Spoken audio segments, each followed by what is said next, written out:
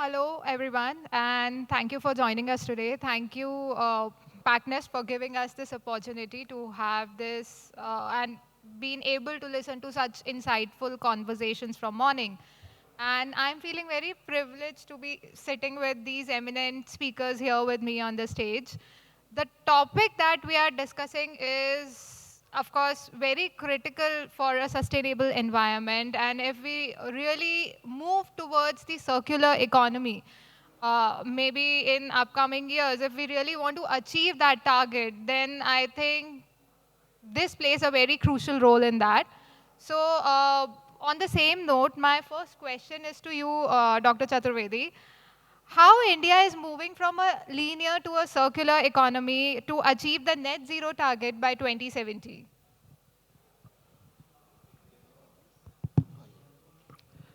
Thank you very much. Uh, I expected a question later, but as usual, I am more attuned to bouncers, even though I don't play cricket. Now, I personally believe that we have this complex that in India, when it comes to sustainability and especially environmental laws, we are laggards and we are not at par with where the world is going. But the fact is very different. If you look at the laws in India today, they are at par with the best in the world and at times even better than most of the developed countries. The problem in our country is not the laws, the problem in our country is then the implementation. Our implementation is weak. Bureaucracy, we all know how it works. It works more on non compliance than compliance because more non compliance is more profitable for the enforcers in India. And that's the sad part.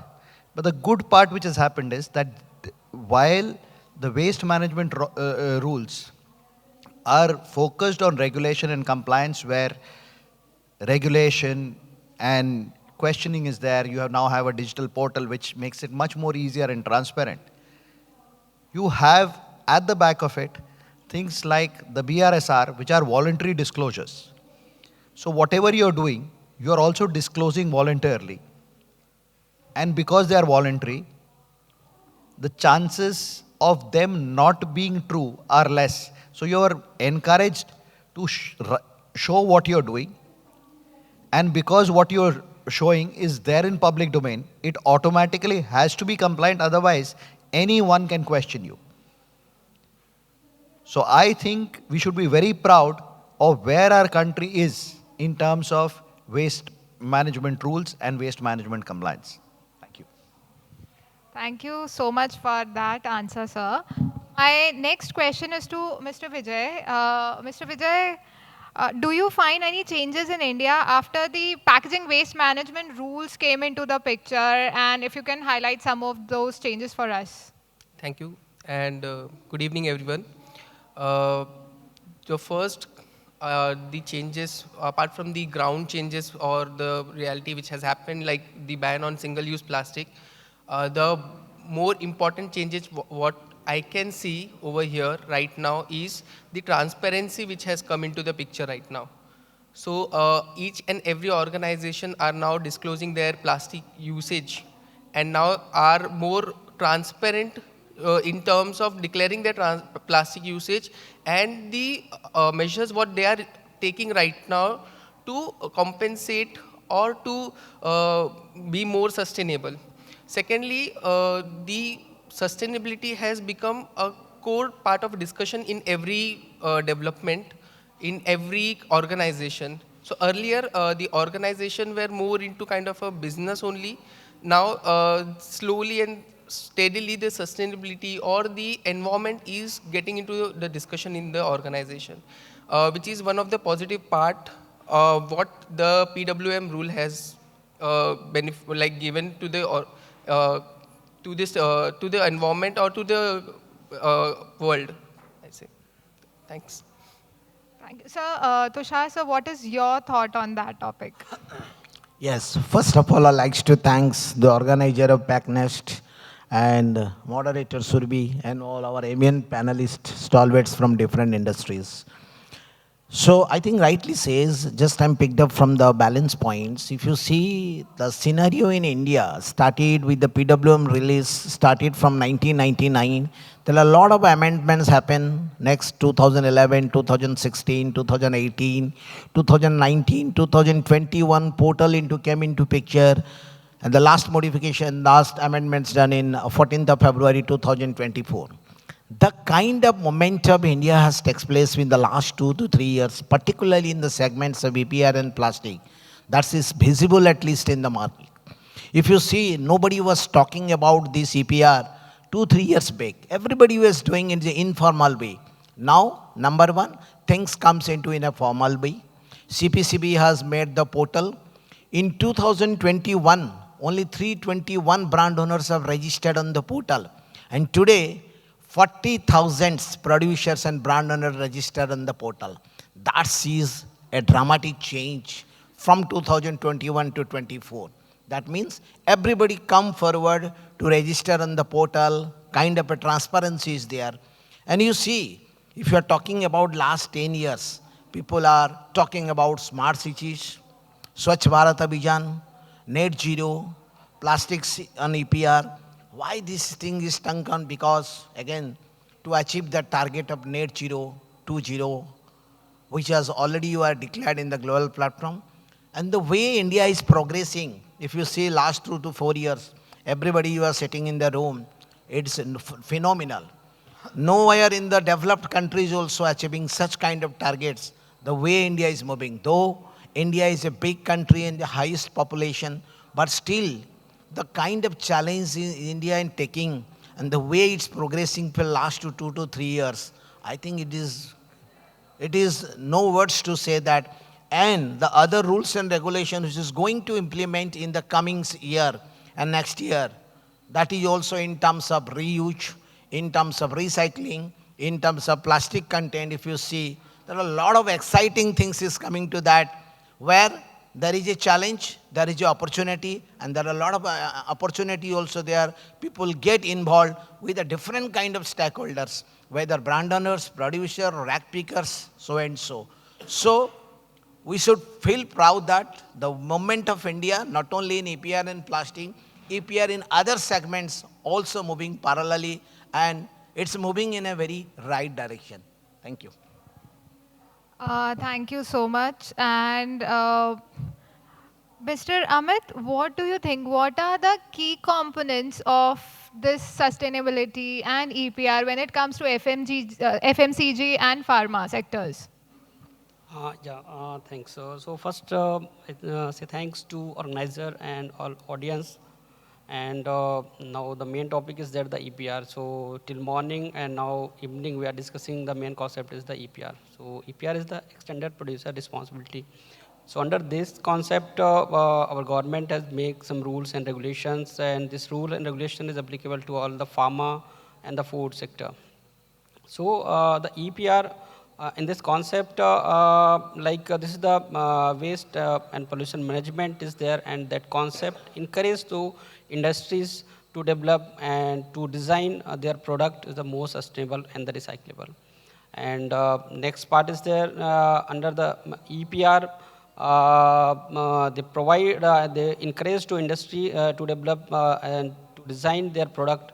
This is more like helping to the environment. And this is the two things is there. Next, we are coming as the collection, because under the EPR is there, they encourage to industry like manufacturer or producer is there. After manufacturing, they also make some guidance to collection of the plastics is there. And next part is there, after collection, many like newcomers is there, new companies is there. So the EPR has provided as a improved technology, how they make the concept to make a more sustainable and more like recyclable product. So we are coming as the pharma industry. So in the pharma, there is a lot of challenges there to implement the like sustainable product and to develop more sustainable product, because the pharma there is the product is there like the life-saving product is there, and after that second is the sustainable development is there, and we are calling a sustainable as a monolayer material or the multi-layer material. So here debate is there, either monolayer we can call as a sustainable or the multi-layer we can call as sustainable material. And third is their implementation of that sustainable material in the industries. So in the pharma, there is a lot of challenges is there, and the challenges in the many country is they are implementing the sustainable product, and they are working to stabilize their product in the sustainable material. So if there is a two barrier is there, one is the product. If product is sustainable in the monolayer, then we can adopt the monolayer material. If product is not sustainable is not stable in the monolayer, then we can go as a multi-layer. So if multi-layer we are going, then the product it will stable, and the whatever material we are using for packing of particular that product, so it come under the recyclable and reusable material. So this challenges is there, and we are coming like as food. So in the food we have a like broad spectrum we can implement. There is a rules and regulations is compared to the pharma is less, but in pharma there is many rules and regulations. Is there many compliances there. Nowadays, after implementing, like government has implemented the policy like plastic waste management policy 2016. After that, amendment is there 2022, and now 2024 some amendment is there. So each and every industry is mandatory to follow that rules and regulation, and pharma also is trying to follow along with their product stability. So the upcoming future, we have hope we can implement the more sustainable and the more recyclable material in the pharma industry. And food sector, is many industries adopted sustainable and recyclable material. So this is the pathways there, and this is the ways there under the EPR and under the government law and policies. In upcoming future, definitely we can adopt the sustainable material in the pharma, and the food also we are under implementation. Yeah, thank you. Thank you so much. And, one way is to look at it from the regulatory perspective, but what do you think about the innovations in maybe waste management or packaging design, which you think can help in a more effective EPR system in place? Sure, sure. Yeah. Good evening, everyone. As we come to the final leg of this very innovative discussions, like in the morning itself, like I've gone through a lot of mind-boggling and a lot of innovative discussions. So if I speak about packaging development, like the initial or the older methodology of packaging development was, it started from a commodity and it moved towards the final package. In between, there were a lot of chemical and physical changes which happened to the packaging, and it reached the final consumer. This was supposed to be the initial thought process of a packaging development. But currently, after the deployment of the EPR laws, this becomes only the 50% of the journey of a packaging. After this, the consumer will consume the product, and then the journey of the packaging again starts to the downstream cycles, where effective measurement should be deployed such that the valuable resources which are present in the packaging doesn't end up in the end-of-life situation. Like for example, what is end-of-life? It is basically incineration. Currently, 50% of the packaging which is getting collected finds its way towards the end-of-life, which is incineration. How can we avoid this? It can be avoided in two ways. It can be avoided in changes in packaging development, approaching new age materials, and also having a very, very robust sorting system. Like for sorting, again, I loved a quote which Dr. N.C. Saha told, like we lack a lot of education in terms of packaging. Like if I give an example of developed countries where the collection of packaging is very high, the differentiation and the downstream collection of valuable resource is extremely high, like close to 70% and goes up right up to the 90%. Now what happens is when the collection is very good, a lot of resources which is deployed in the sorting phase gets removed. And this leads to a lot of savings in the downstream cycle. For example, a lot of good quality waste paper is collected in Europe and it finds its way to the Indian channel. Why does it happen? The per capita consumption of developed countries in terms of resources, be it plastic, be it paper, is very high. And at the same time, the sorting and the collection is also extremely high. Now, if you can see the relation between, although the consumption of the packaging is high, at the same time the collection is also high. So we need to move towards a model which is similar to that, so that we end up with valuable resources at the downstream cycle. Now, this is one chapter to the solution.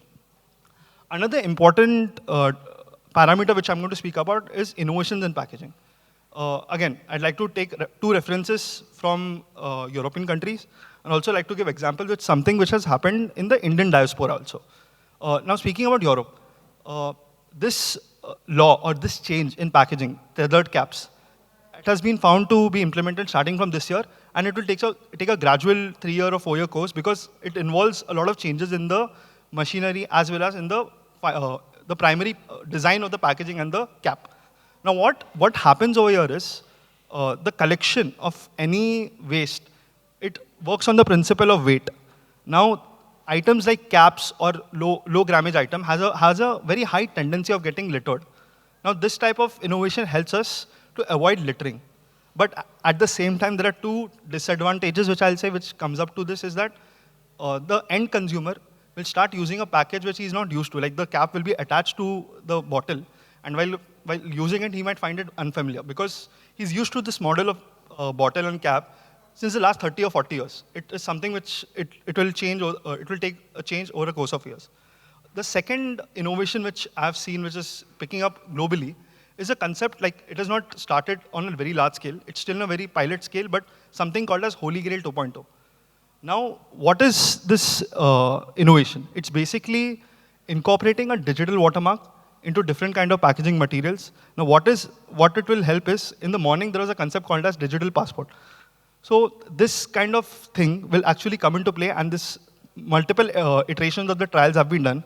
Now, what happens is, a coveted kind of information is encoded into the artwork of the packaging. Now, this happens at the time of artwork stage, and it can also be done at the time of the blowing of, for example, a rigid plastic bottle. It can be incorporated at the time of blowing also. So such kind of solution can be incorporated, for example, different kind of substrate, for example, paperboard, labels, laminates, or rigids. Now, this will help in effective sorting of the packaging when it lands up at the material recovery facility. Now, for example, if we don't apply this kind of technology, the sorting or the collection rate will be close to 60. We can move to 99% with this.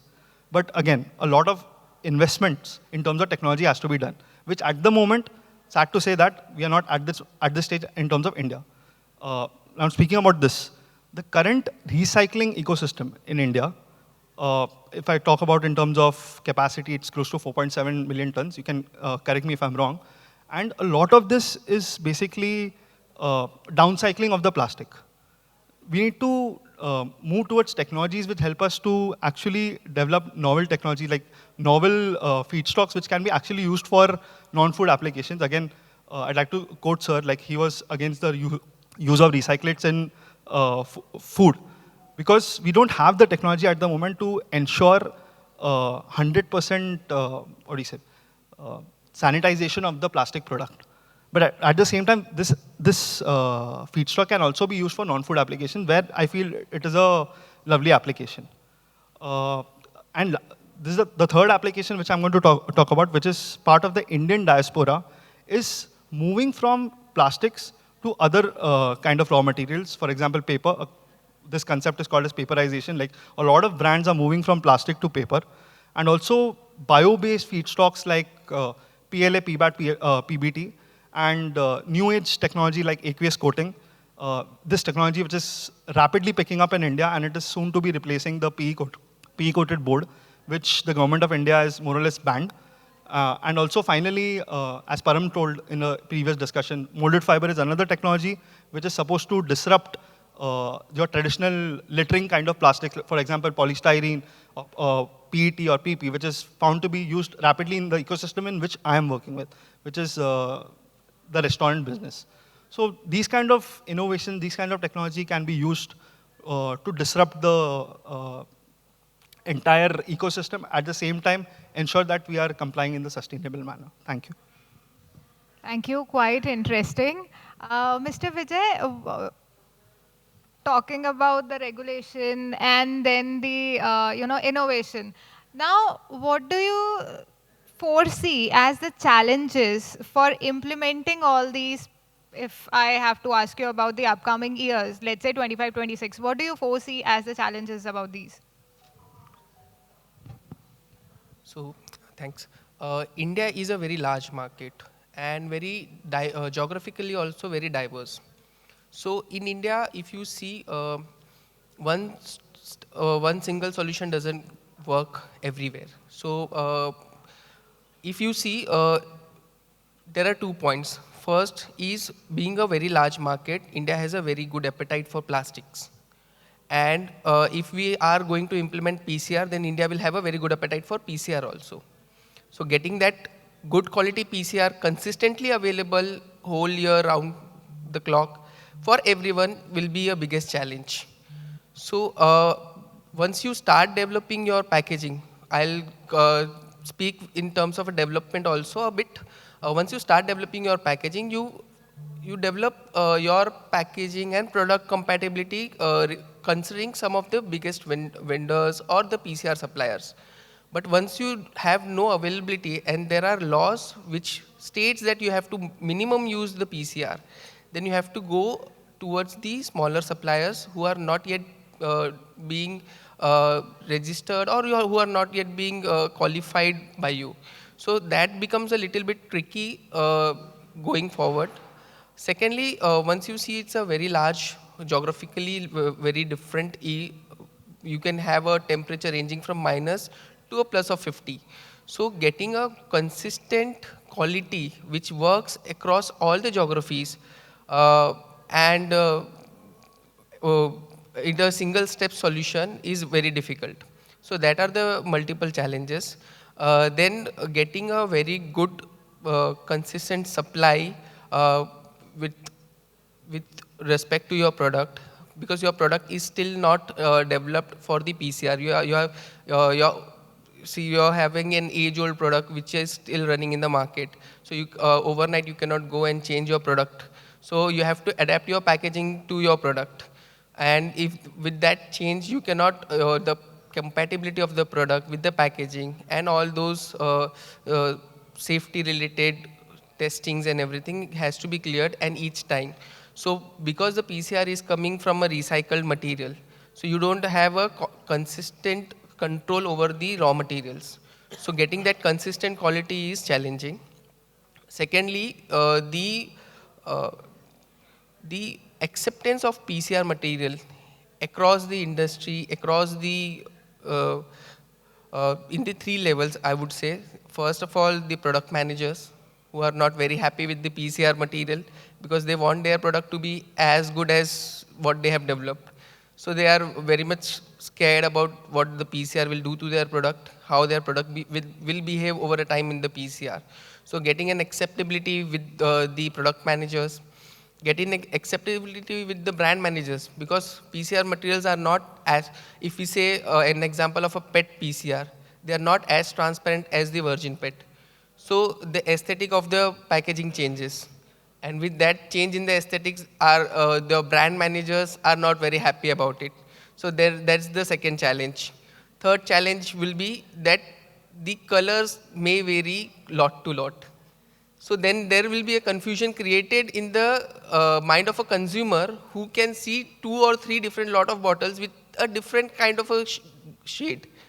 So then that becomes the issue. Even if it is a genuine product, they might feel it is a counterfeit product. So then the acceptance at the consumer level becomes a challenging, and this will increase year on year once you start increasing your PCR content in the bottles or in the packaging. Yes, we are making a very much, we are progressing towards the lot of improvements are happening in the recycling infrastructure. A lot of companies are coming up who are doing a very good work in the recycling. Still, the PCR is not available for a lot of packaging material which are currently used. So, or it is still in the development stage. I cannot say it is not yet being developed. Yes, works are going on, but still in the development stage and not successfully implemented.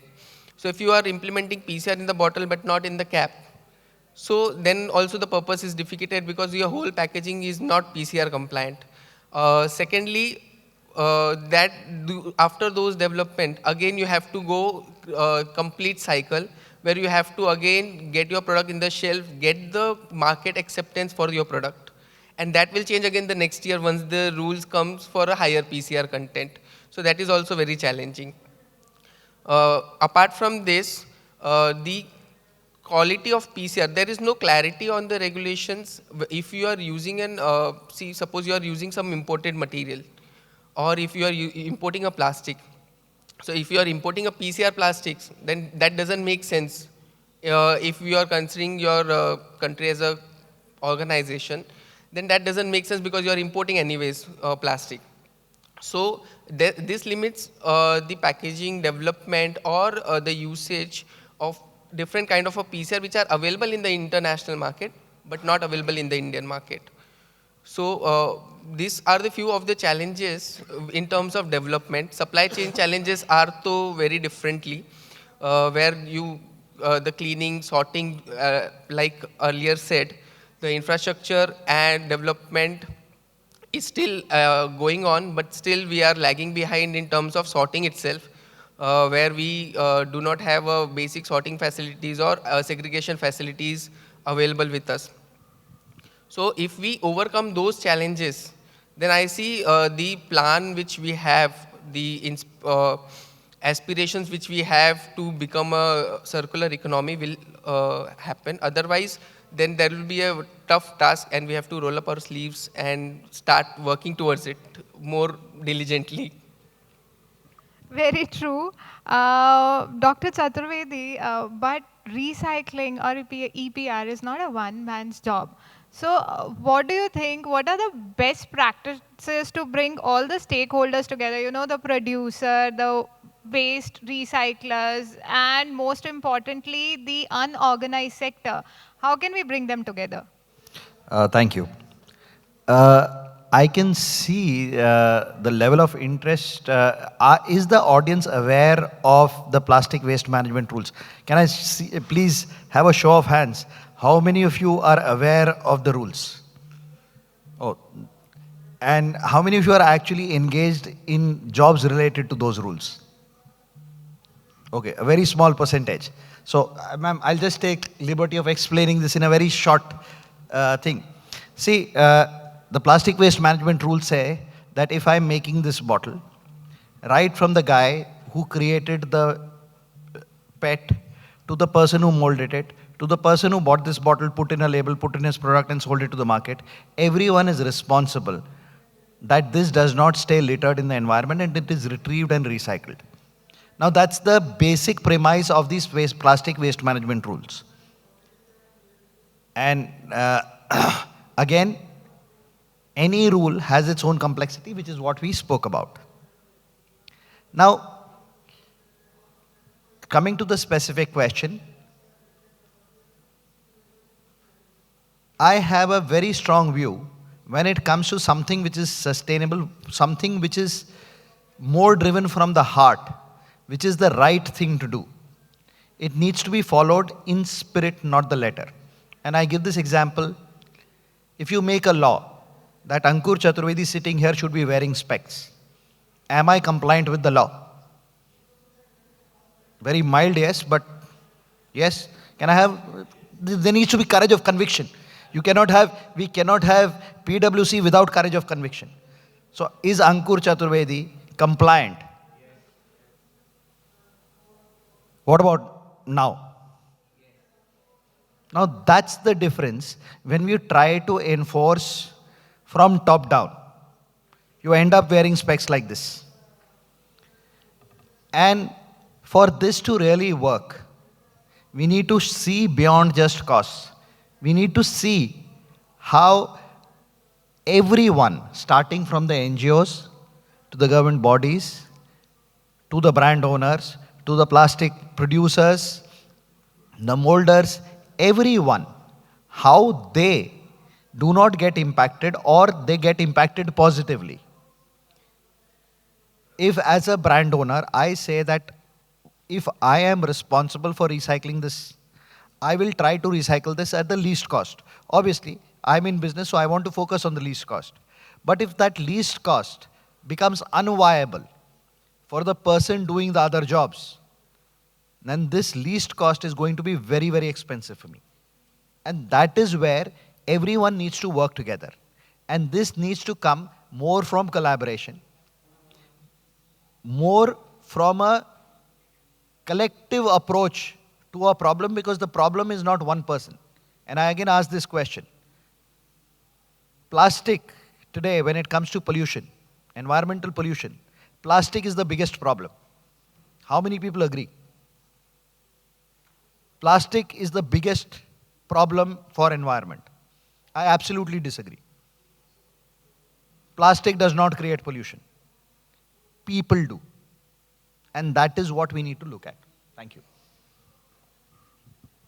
Thank you very much. So, now, Mr. Amit, we talked about the, the producers, the waste recyclers. What about the consumers? How can we get them involved? Do you think it is important to, as Dr. Chaturvedi was saying, that people create pollution, which I also agree. But how do you think we can sensitize people? How can we, involve our consumers into this activity? This is an important question because if we are the user of the plastic. Plastic is the biggest issue. It's not for India. All over the world, the plastic issue is there. And how we can outcome for these challenges. So there is the again our law is there, and as per law, there are some certain rules and regulations is there, and how we can implement. So the challenges is there. First, the education of the our guy is not for like Indian all over the world. First, we make educate the guy how like Indian government earlier they are make some plan like green and some like two waste bin is there for segregation purpose. But nowadays, if we realize how many guys is there, they are throwing their waste in the two different segregation mode. No. Like somebody is thinking, okay, green is okay, or blue is okay. There is no concern. So the education of the our guy as a all over like world are mostly of the Indian, because we are the highly consuming the plastic as a food industry, as a pharma industry, as a daily basis. Because after the law, like Indian government is making law like plastic waste management law. After that, they are making some rules and regulation like some carry bags having some like some thickness they mention as a minimum thickness, and other some rules and regulations is there to follow the industries. So all the rules and regulation is okay, but if that rules and regulation, first we can educate to our guy, and after that we can monitor that rule and regulation is 100% we are going to implement or not, because education is must. Without education of the guy, we cannot implement our like EPR concept or sustainability or recyclable concept. So the education is the must for the guy.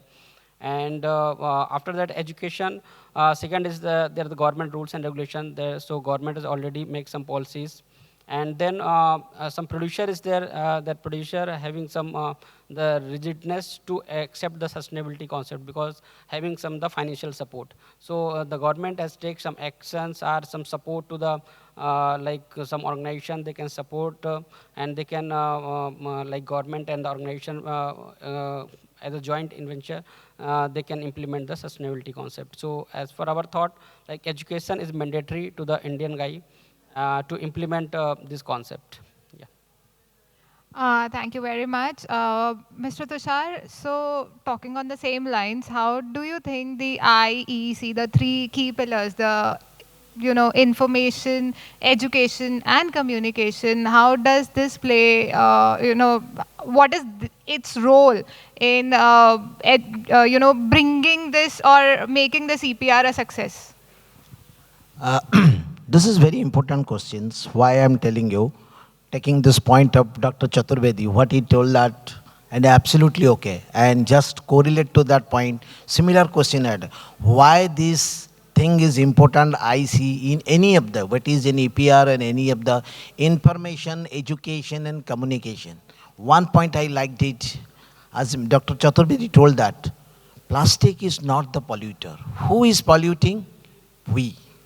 Similarly, we have to understand, in a conference we are discussing so many of things, but asked ourselves whether we are doing it or not. It's a very simple question before going to and explain you very beautifully how IC is done.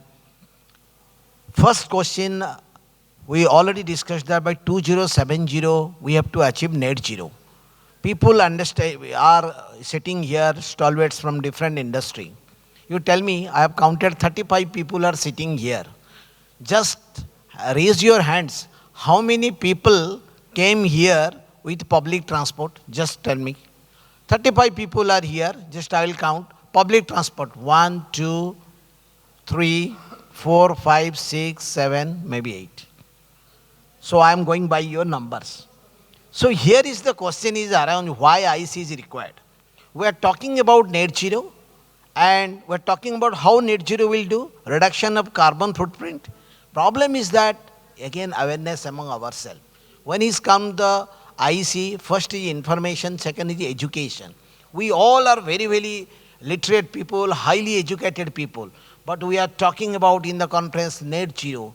But we are using our own cars. We are going to office, individual cars, day by day cars, and in a house if you find, normally 2 to 3 cars in a house, how the carbon footprint will reduce? And we are talking about IC. So IC plays an important role, education, information and communication. When it comes to the EPR, the rules came existence 2016 and gradually it is increasing day by day. And you know, the single use of plastic ban on 1st of July 2022. It is a classic example of IC. How it has been communicated. People don't know what is a single use of plastics. Now, ministry and CPCB has educated on different platform, whether it is a written communication, verbal communication, lot of informations. These are the items which is coming under SUP. Neither it is going for a recycling, neither is going for any other purpose. These are the 11 items which is coming under single use of plastic.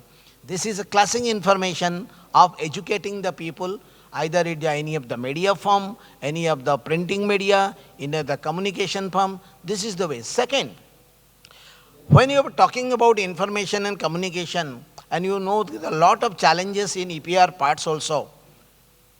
We are know ki the coming year onwards there are a lot of challenges is there. And we talk recycling is talking about in the first discussion, linear economy to circular economy. How India is moving to linear to circular economy? Because again the reduction of the carbon footprints. And how it will reduce?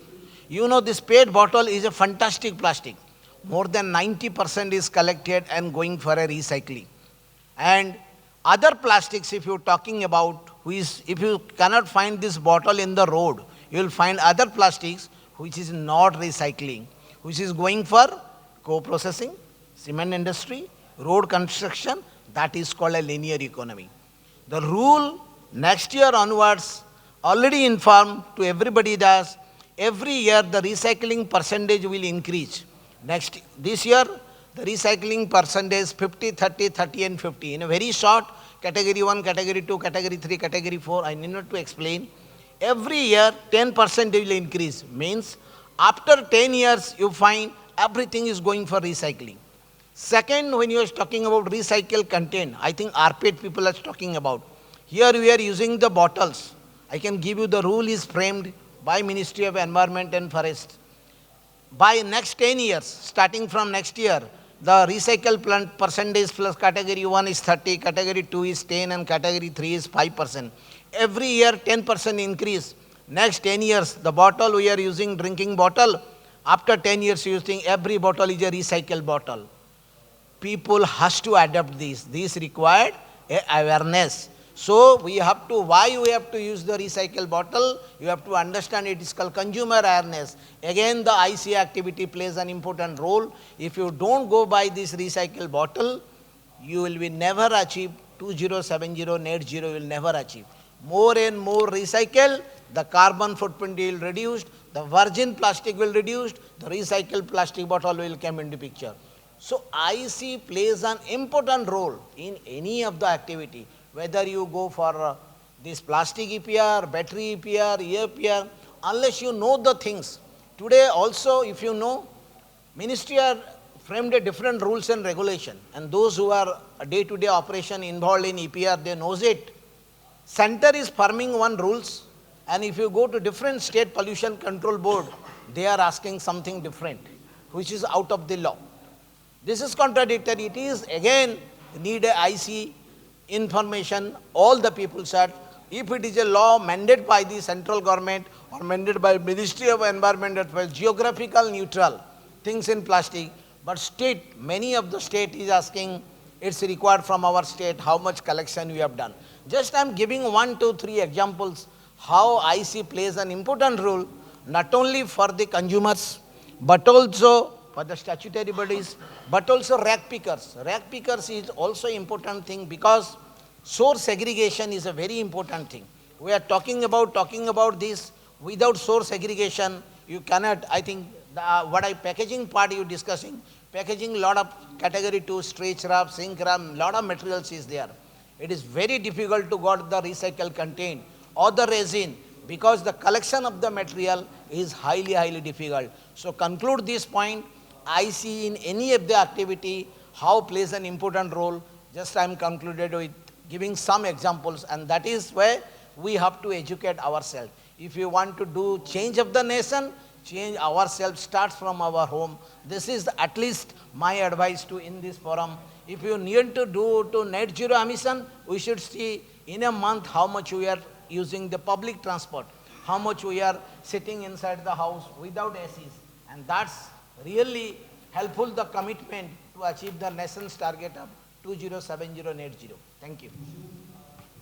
Thank you. Dr. Chaturvedi, you would like I'll just add, with the IC, I'll add 2 more I's to it. The first I is intent. My friend here asked how many people traveled by public transport. Some of you answered.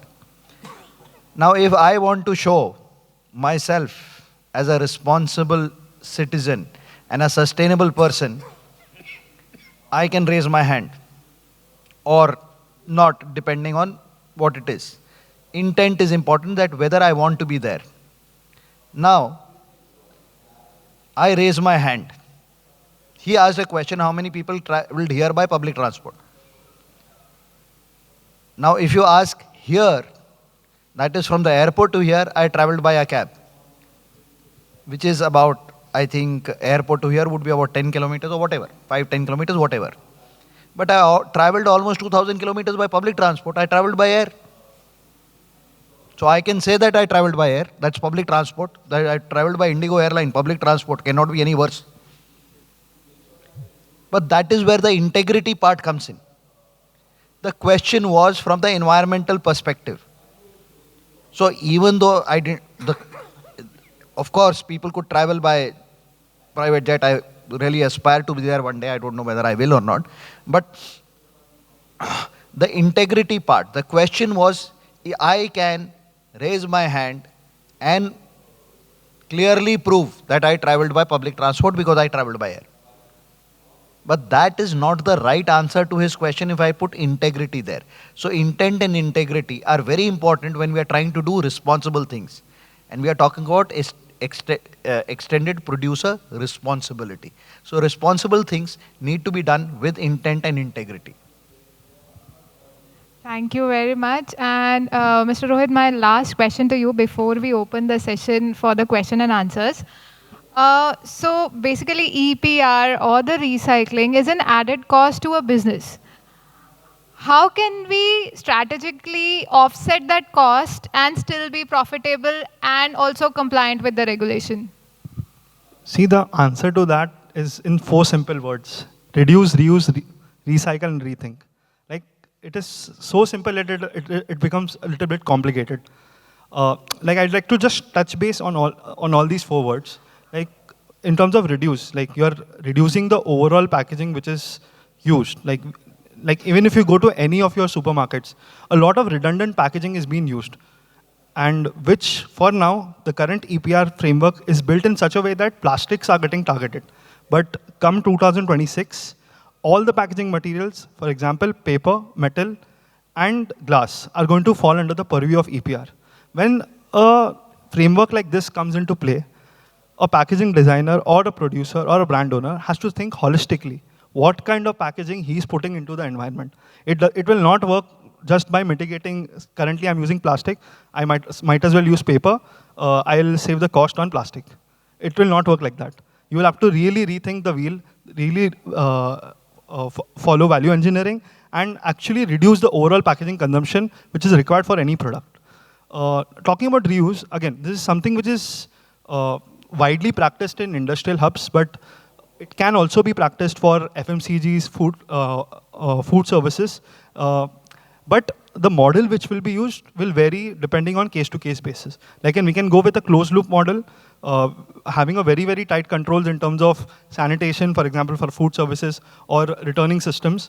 Or we can go with a open-loop model, for example, a deposit return scheme, which can be successful in a very high capita income country like your European Union or US, but might be posing a challenge as a pushback or a force of inertia, because it will involve an upfront cost taken from the consumer.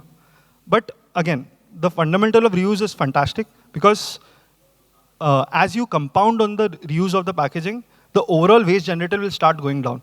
And it actually truly works on the force of compounding. Like, for example, we had done a pilot a few years back. We tried to replace your normal littering potential cups by a reusable cup. Now, like on the first day, suppose I tried to save 5 cups, but on the 100th day, the outcome is actually compounded. So a product like this, a concept like reuse is also fantastic. Recycle, I don't think so I need to speak about it. We have been going around for this since the start of the morning.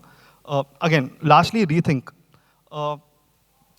This will be a fundamental word or fundamental responsibility which will come into the entire EPR framework, because till now we are following the normal linear pathway of packaging development, but with rethink we'll really need to follow the circular economy loop of packaging development and see that whatever packaging a brand owner or producer or importer or anyone who's putting into the environment is consciously put, and the cost, again, the subsequent cost of it is taken in case basis the raw material selected. Thank you. Thank you very much. And now, if any one of you have any questions for all the panelists, please feel free to ask. Any questions or any, feedback or any thoughts that you would like to add?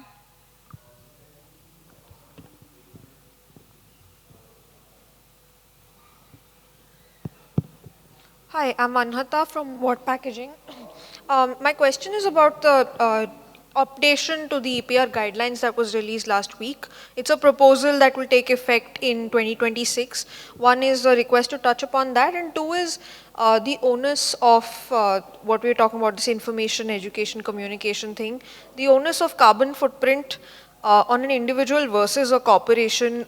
Can you demarcate that and talk about how you fit in over there? Because, of course, the public transport, etc. thing makes an effect on public transport, but what about, how does that coalesce with factories and how they work? So those two questions. Thank you. I would take the carbon footprint part, and I would request another panelist to dwell on the PCR part or the EPR part. Ma'am, as far as carbon neutrality is concerned, India has come up with a net zero pledge of 2070. That's carbon neutrality. Plastic will add to the overall thing, but it is not the, and it is not even the largest contributor. Emissions are very, very different. It's a different ball game. In terms of, this is what I talked about, the regulations in India. Indian government has not mandated private companies to declare their net zero plans. So no company is told by the government that you have to become carbon neutral by 2070, because we as a country have to become carbon neutral by 2070. But what the government has done and what's really amazing and which I feel very proud of as an Indian is the method which is done. Indian governance model is the British colonial way of modeling where the government is there to control and oppress the people. The current government, when it comes to carbon neutrality, there is no inspector, there is no regulator who will come and give you a notice, show cause, ask for so that's not there. There is something called the BRSR report for all listed companies. And there is a RBI requirement to report on the ESG performance of for all NBFCs and banks to report on all financial institutions on the ESG performance of their portfolio. So if I need finance for my business and I take a loan from the bank, I have to report to the bank my ESG performance because the bank will have to report to RBI irrespective of the size of my business. But if the size of my business is big, like the three of us here, our companies have to publish the BRSR report, which is the Business Responsibility and Sustainability Reporting, where our emissions and intensity is declared. Now the government is not telling me to reduce my intensity, but I'll just give you a hypothetical example. Three of us are here, all from different companies. Now let's say these two companies have a carbon intensity which is half of mine. There will be public pressure build up for me to automatically start working on it. And that's how the net zero journey in India is being managed. Request someone to take the... So the new draft EPR regulation, which is coming for paper, glass, and metal, I'd like to touch upon that, like why it is required and what can be the merits and the demerits for it. Specifically speaking about paper, because speaking about glass and metal, it has a decent level of collection and also utilization in terms of downstream or upcycling, I can say. But when we speak about paper, it is one of the most badly managed resource in the country, where we have a very high usage of paper. Like since on the onset of PWM, a lot of packaging has been pushed from plastic to paper. Now what is happening is after this paper is being used for packaging, it just gets lost in the downstream process. And what happens is currently India is one of the largest importer of waste paper. Like we are a fiber deficient country, both in terms of virgin fibers, which is used for virgin packaging, that is due to the geographical constraints in the country, and waste paper, which at this moment, it is all due to bad sorting, bad collection, and bad management of the paper. Now, on the onset of these laws, it should happen that the collection rates of paper will go drastically high, and this will have a very good downstream effect where the craft paper mills in the country will have access to good quality fibers. Again, in terms of foreign exchange, it also will help us. Now, speaking about the merits and demerits, I've already spoken about the merits.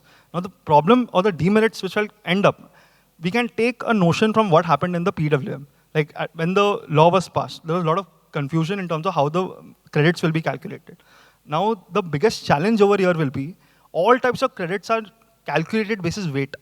Now, when you talk about the weight ratio of these products, paper, glass, and metal, it can become a massive, massive challenge if we go with the model of weight. Now, it will be very interesting how this model plays out, since it's an ever-changing draft, and we have a decent amount of time, 1.5 years. It will be very interesting how the calculation of credits is being done. Ideally, an LCA model can be approached, but it is not widely used in the country at the moment. But it is the need of the hour, because only then will we understanding the true cost of recycling over there. If we just go bluntly by weight, it might lead to extremely high pressures to the brand or the PIBOs, because in terms of weight ratio, I've already explained, these materials are on a higher side in terms of weight. So yeah.